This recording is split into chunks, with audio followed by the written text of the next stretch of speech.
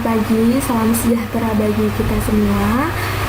Pada kesempatan kali ini aku bakal presentasiin salah satu tokoh yang ikonik banget di Madura. Dan pastinya ini udah nggak asing ya di kalangan kita, yakni Sakera, tokoh perlawanan dari Madura. Sebelumnya perkenalkan, nama saya Sharon Anisma Maulana dengan NIM belakang 056. Pada tugas praktikum multimedia edukasi kemaduraan yang diampu oleh Bapak dosen Muhammad Zidni Ilmanisya MPD. Oke, next.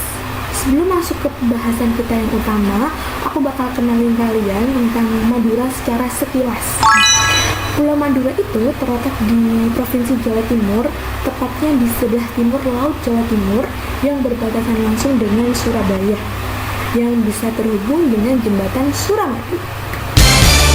Madura sendiri dikenal dengan budaya yang kuat dan masyarakat yang tegas karena mereka itu sangat menjunjung harga diri. Dan selain memiliki kebudayaan karapan sapi, lalu makanan-makanan khasnya, Madura juga memiliki tokoh yang sejarah yang sangat berpengaruh. Nah, salah satunya yakni Sakera. Nah, sekarang kita masuk nih. Siapa sih Sakera itu? Nah, Sakera adalah tokoh perlawanan rakyat Madura pada abad ke-19. Nama aslinya adalah Haji Samsudin. Namun, kita biasanya mengenal dengan sebutan Sakera. Beliau ini dikenal memiliki sifat berani yang sangat tinggi, kemudian beliau juga tidak mudah untuk tunduk dan patuh pada ketidakadilan yang dilakukan oleh Belanda. Makanya, selama ia hidup, ia terus melawan penjajahan Belanda. Kemudian, latar belakang perlawanan. Apa sih yang menjadi latar belakang Sakera ini melawan penjajah?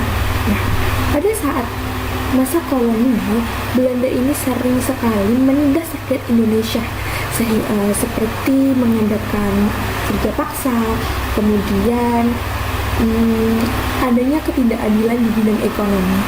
Yang hal tersebut membuat rakyat Indonesia menderita. Dan pastinya sebagai seorang yang memiliki keberanian yang tinggi, Sakera ini sangat menolak mentah-mentah untuk bekerja sama dengan Belanda dan lebih memilih untuk membela rakyat kecil.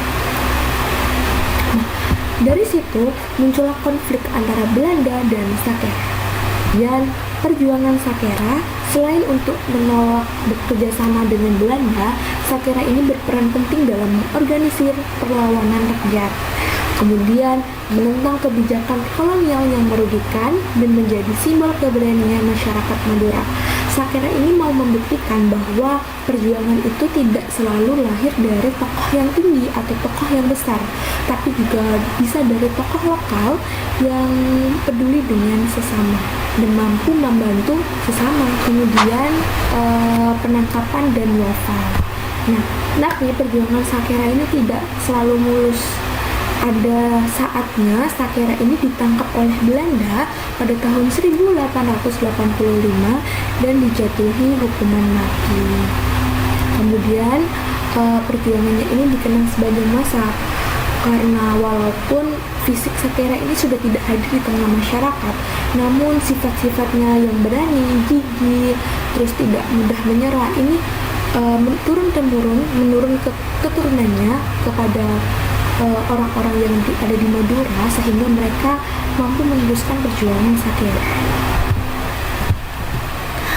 Nah, nilai keteladanan yang dapat kita ambil dari tokoh Sakera yakni keberanian dalam membela kebenaran, keteguhan dalam mempertahankan prinsip, semangat cinta tanah air, dan yang terakhir adalah pantang menyerah dalam menghadapi ketidakadilan. Nah, nilai-nilai ini sangat relevan bagi kaum muda atau generasi muda saat ini dalam menghadapi tantangan di era modernisasi.